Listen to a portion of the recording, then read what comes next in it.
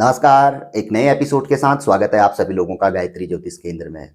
आप लोगों के लिए हमेशा ही समय समय पर ज्योतिष संबंधित महत्वपूर्ण जानकारियां हम प्रसारित करते रहते हैं। आज भी आप लोगों के लिए एक अत्यंत महत्वपूर्ण जानकारी लेकर आए हैं। जानकारी है, वर्तमान में यदि किसी बड़ी समस्या से हम ग्रस्त हैं और उसका समाधान हम नहीं निकाल पा रहे हैं, यदि ऐसा है तो ये एपिसोड आपके बहुत ही काम का है। आप अंत तक देखिए, आप समस्या का समाधान निकाल भी लेंगे और आसानी से आने वाले समय में कभी भी बड़ी से बड़ी समस्याओं के लिए आप हमेशा पहले से ही तैयार रहेंगे। ज्योतिष शास्त्र में कहा जाता है कि यदि हमारे ऊपर पे कोई बहुत बड़ी समस्या बनी हुई है तो उसके पीछे सिर्फ 3 ग्रहों का हाथ हो सकता है। 3 ग्रहों में से किसी भी एक ग्रह का हाथ हो सकता है, और यदि 3 के 3 ग्रह मिल गए तो समझ लीजिए फिर तो व्यक्ति का उस समस्या मुसीबत से निकलना अत्यंत ही मुश्किल हो जाता है। फिलहाल एक ही ग्रह भी हमें ऐसे मोड़ पे ले आता है। तो जो वर्तमान में हमारे ऊपर पे बड़ी से बड़ी समस्या बनी हुई होती है, इसमें किसी न किसी एक ग्रह का बहुत बड़ा हाथ होता है। आज हम आपको वही बताएंगे कि वह ग्रह कौन हो सकता है जिसे आप आसानी से अपनी जन्म पत्रिका को देखते हुए पता लगा सकते हैं उस ग्रह का। ज्योतिष शास्त्र में कहा गया है कि बिना ग्रहों के आपके जीवन में कुछ भी नहीं हो सकता है, नहीं अच्छा ना ही बुरा। यदि आपके जीवन में बहुत बुरा हो रहा है तो उसके पीछे भी ग्रहों का हाथ है, बहुत अच्छा हो रहा है तो उसके पीछे भी ग्रहों का हाथ है। तो इसलिए कभी भी ग्रहों को अनदेखा ना करें और उनसे संबंधित हम जो भी कर पाए हमें अवश्य ही समय रहते हुए ही करना चाहिए। यदि समय रहते हुए करते हैं तो उसका बड़ा लाभ भी हमें मिलता है। बाकी इन बातों को छोड़िए, बात करते हैं उन 3 ग्रहों के बारे में, जिन 3 ग्रहों में से एक ग्रह के कारण ही हमारे जीवन में समस्याएं आती है, मुसीबतें आती है या हम परेशानियों में घिरते हैं। और जब तक उस ग्रह की कृपा ना हो तब तक हम इन मुसीबतों से, समस्याओं से, परेशानियों से नहीं निकल सकते हैं। ये कटु सत्य कथन है ज्योतिष शास्त्र का। तो बात करते हैं वो 3 ग्रह कौन से होते हैं हमारी जन्म पत्रिका में। तो ज्योतिष शास्त्र के ज्योतिषी कहते हैं इनमें से पहला ग्रह होता है राशि का स्वामी। राशि जिससे कि आपका नाम बनता है, नाम पुकारा जाता है, पूरी दुनिया में नाम चलता है। जो राशि का स्वामी है, यदि गोचर में वह खराब स्थिति में आ गया हो, यानी कि उसके ऊपर किसी पाप ग्रह का, अशुभ ग्रह का प्रभाव हो रहा हो, दृष्टि हो रही हो, या उसके साथ युति बन रही हो, या उसकी महादशा यदि वह खराब स्थिति में हो, महादशा हो, तो व्यक्ति अवश्य ही परेशानियों में, भारी मुसीबतों में घिरता है।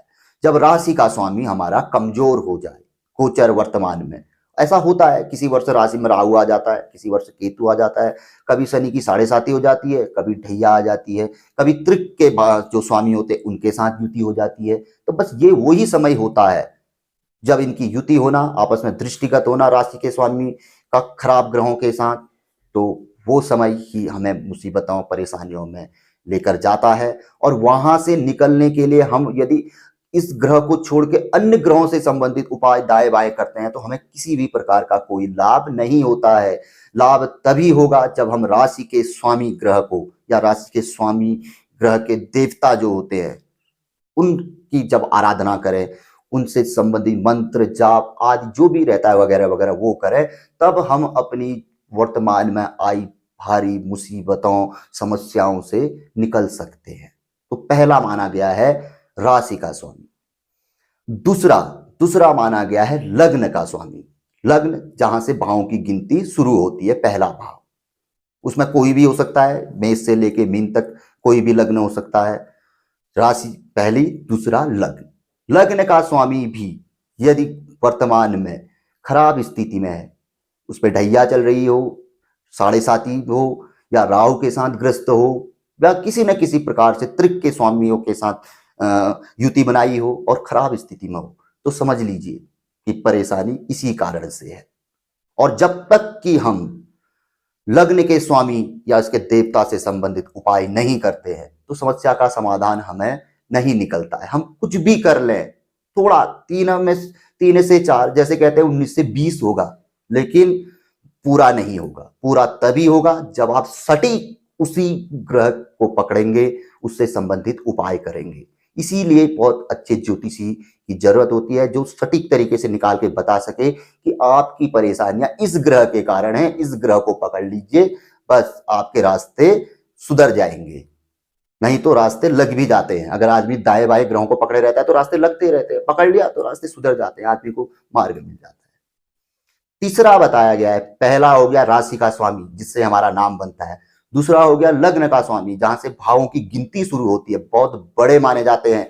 अब इनके बाद जिसका तीसरा नंबर आता है वो अपने आप में सबसे बड़ा ग्रह होता है जन्म कुंडली का, और वो होता है भाग्येश, भाग्य का स्वामी। इसके पीछे ज्योतिषियों ने यह कहा है कि व्यक्ति की बुद्धि बहुत अच्छी क्यों ना हो, बहुत ही अच्छी बुद्धि हो, लेकिन भाग्य साथ नहीं देगा तो उसकी बुद्धि भी बेकार है। बुद्धि ही नहीं है लेकिन भाग्य साथ है, व्यक्ति आराम से अपने जीवन यापन कर लेता है, मजे मजे से खाता है। तो भाग्य इसका बहुत बड़ा महत्व है। भाग्य यानी 9वें भाव का स्वामी। ये स्वामी भी, ये ग्रह यदि गोचर में वर्तमान, गोचर वर्तमान एक ही होता है, वर्तमान को ही गोचर कहा जाता है, किसी पाप ग्रह के साथ, अशुभ ग्रह के साथ, त्रिक के स्वामियों के साथ युति बना ले, दृष्ट हो जाए, संबंधित यानी कि आपसे दृष्टि संबंध हो जाए, तो व्यक्ति अच्छी खासी स्थिति में भी क्यों ना हो, रात में सोया हुआ है, सुबह परेशानियों में गिर जाएगा, अपने आप ही परेशानियां आ जाएंगी यदि इस भाव का स्वामी खराब स्थिति में आ जाए। और यदि खराब स्थिति में बैठा हुआ है, मान के चलो कि भाग्य आपका कहते हैं नीचस्थ है और उसकी महादशा चल रही है, तो लंबे समय तक पीड़ा करेगी, तो पहले ही समाधान हमें निकाल लेना चाहिए। ऐसे ही राशि हो, लग्न हो, खराब स्थानों में नीचस्थ बैठा हुआ है स्वामी और महादशा चल रही है, तो हमें उस पूरी महादशा में समस्याओं का सामना करना ही पड़ेगा। समाधान हमें स्वयं निकालना पड़ेगा, खुद ढूंढना पड़ेगा, किसी अच्छे ज्योतिषी से राय मशविरा लेकर। और यदि ऐसा करने में हम सफल रहते हैं तो समझ लीजिए वो उसी समय नहीं, परेशानियों का समय आने वाले समय में भी हम पहले से ही सचेत हो जाते हैं, और जब भी ऐसी परेशानियां हमारे ऊपर पे आती है तो समाधान हम आसानी से निकाल लेते हैं। तो इस पूरे एपिसोड का तात्पर्य यह है कि वर्तमान में हमारे ऊपर पे यदि कोई भारी भीषण विपदा, मुसीबत, परेशानी कुछ भी आई हुई है जिससे कि हम परेशान हैं, हमारा रात दिन एक हो गया है, न निद्रा है, न चैन है, कुछ नहीं है, तो उसका कारण ज्योतिष शास्त्र में जो ज्योतिषी बताते हैं और भी रह सकता है संबंध, लेकिन सबसे बड़ा संबंध इन्हीं के साथ होता है, राशि के स्वामी के साथ, लग्न के स्वामी के साथ, भाग्य के स्वामी।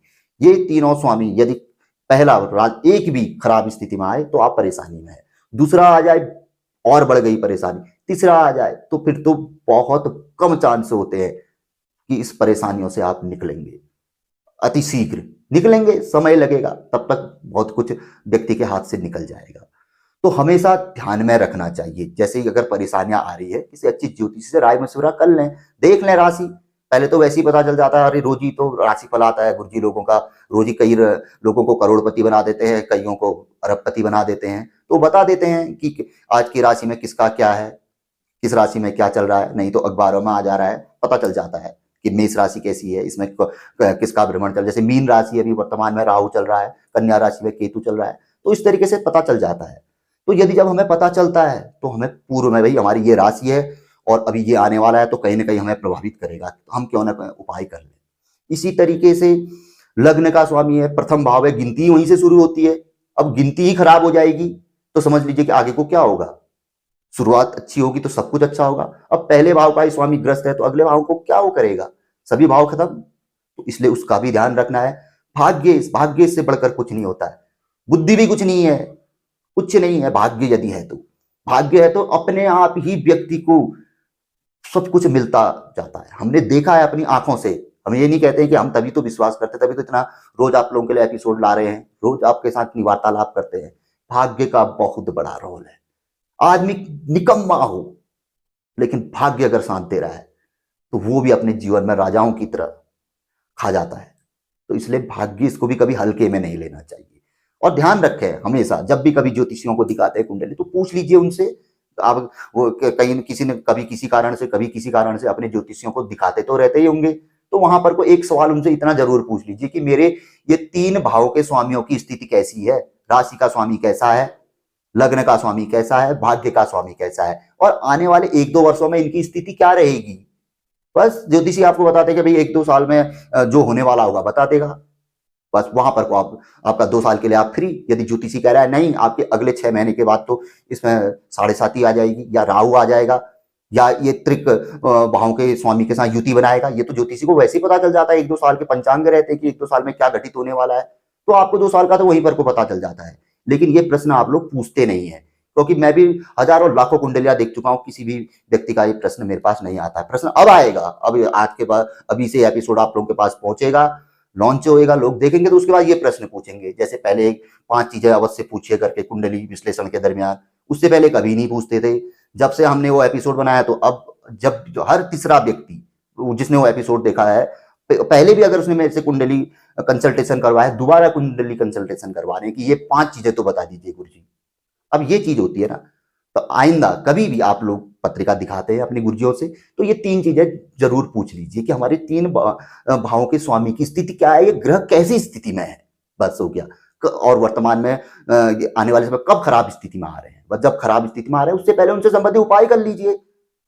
वही है, देखो बरसात तो हम रोक नहीं सकते हैं, अपना बचाव कर सकते हैं भाई, अपना बचाव ही है। तो मेरे हिसाब से तो ये जानकारी बहुत अच्छी है। अब आप लोगों को कैसी लगी ये आप ही लोग बताएंगे। यदि अच्छी लगती है तो लाइक करिए, शेयर आपकी मर्जी पे निर्भर है। नए लोगों से आग्रह रहता है जुड़िए गायत्री ज्योतिष केंद्र के साथ। यदि आपको चैनल अच्छा लगता है, कुछ एपिसोड देखिए, यदि पसंद आता है तो चैनल को सब्सक्राइब करें, बेल आइकन दबाएं। नए लोग से यही आग्रह है हमारा। और एक आग्रह सबसे, देखिए आजकल चैनल पे व्यूज बहुत कम आ रहे हैं, छुट्टियों का सीजन है, सभी लोग व्यस्त हैं। यदि कोई जानकारी में हमारी कमी है तो हमें जरूर बताएं। और हमें तो नहीं लगता कि हमारी जानकारी में कोई कमी है। हमारे पास तो कई चैनलों के गुरुजियों के तक को कॉल आते हैं, वो कहते हैं कि आप कहाँ से ढूंढ के लाते हैं ऐसी जानकारी, हम तो यहाँ राशिफल देते देते ही थक गए हैं, और हमारे पास तो दूसरा कोई टॉपिक ही नहीं है। और आपके पास आप तो राशिफल देते नहीं है, और आपका टॉपिक ही टॉपिक रहते हैं। तो उसके पीछे का कारण ये है कि यदि आपके पास ग्रंथ हैं और आप रोज अध्ययन करते हैं तो आपको कुछ ना कुछ उसमें से मिलेगा ही। और जानकारी तो इतनी है कि ये देखो मैं ये एपिसोड बना रहा हूँ, 10 जानकारियां मेरे दिमाग में है जो पड़ी हुई है कि यार ये भी बनाना चाहिए, ये उससे बेहतर है, ये उससे बेहतर है। हम आपके पास ला ही नहीं पाते। ज्योतिष तो समंदर है, इतनी जानकारियां है और सब की सब काम की। तो यदि आपको कोई हमसे शिकायत हो तो बताइए, कोई चीज में कमी लग रही हो तो। नहीं तो चैनल के साथ बने रहिए, जुड़े रहिए और अपने लोगों तक इन जानकारियों को, ज्योतिष की जानकारियों को पहुंचाइए। ये हमारा आपसे विनम्र आग्रह है। तो मिलेंगे ऐसी किसी बहुत अच्छी जानकारी के एपिसोड के साथ अगले वीडियो में। तब तक के लिए नमस्कार, जय श्री राम, जय श्री कृष्णा, ओम नमः शिवाय।